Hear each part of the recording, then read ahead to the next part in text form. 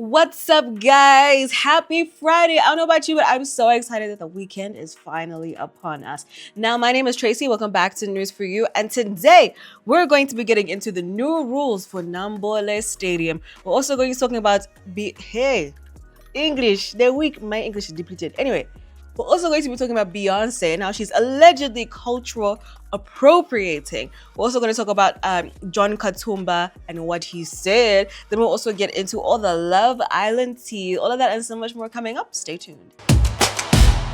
So there's so much excitement right now around Chan and the matches that are being held at the Mandela National Stadium, also known as Namboole. But now the police have issued very strict security measures. So you're not allowed to bring any large suitcases or large bags, no vuvuzelas, no video cameras, no glass bottles, and no cans. Now, this warning is a part of heightened security measures aimed at ensuring the safety of both the fans and the players during this tournament. Now, the security teams will be conducting very thorough security checks at the entry points, and people are encouraged to carry just like a small bag that has your personal effects. So fans are encouraged to be cooperative and to arrive early so that they can avoid the delays at the entry points. And the directive is a reminder that while the games promise great energy and entertainment, safety remains a top priority for everyone involved. So let's adhere to this. No vuvuzelas, no big bags, just a little teeny tiny bag that has your most needed things. Don't take a glass bottle, don't take a can, please, I beg. So Piers Morgan has stirred some controversy on these social media streets, as always, but now this time it's against Beyoncé. So basically he's saying that he's very disappointed to see that Beyoncé has, culturally appropriated Marilyn Monroe for her Levi's ad.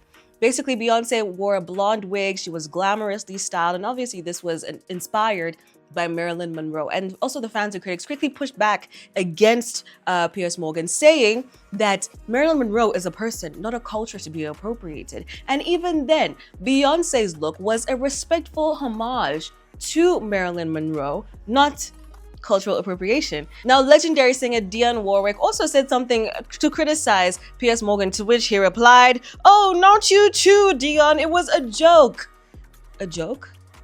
Meanwhile, commentator Megyn Kelly took her own jabs, calling Beyoncé's image fake and artificial, contrasting it with Sydney Sweeney's more natural American Eagle ad. Do I even need to say how racially coded these responses are? It's actually insane. Let me reserve my comments, Sana. But Megyn Kelly, how can you say Beyoncé is fake and artificial, but Sydney Sweeney is natural and beautiful? Wow. Anyway.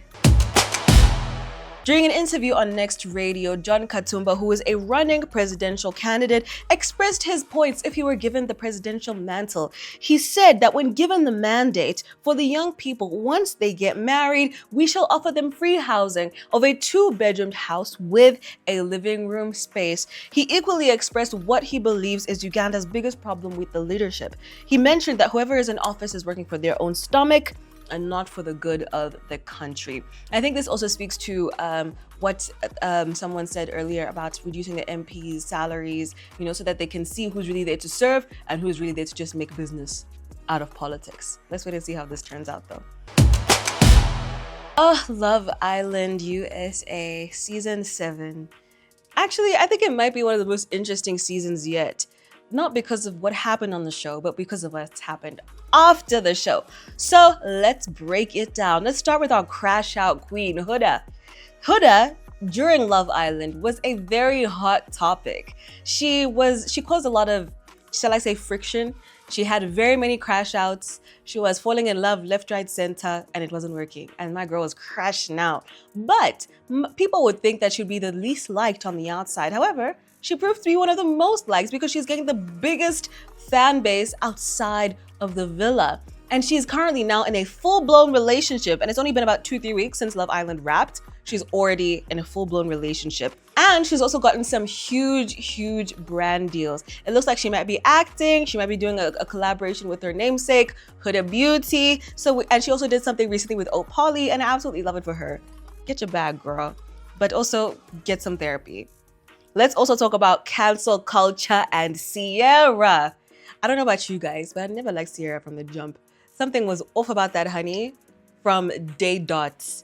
And we figured it, and then she had to get kicked out of the villa. And I supported it. It could have come sooner, but I never liked Ciara, guys. So, but now that she's been cancelled, she was kicked out of the villa, she is refusing to accept that she's been cancelled.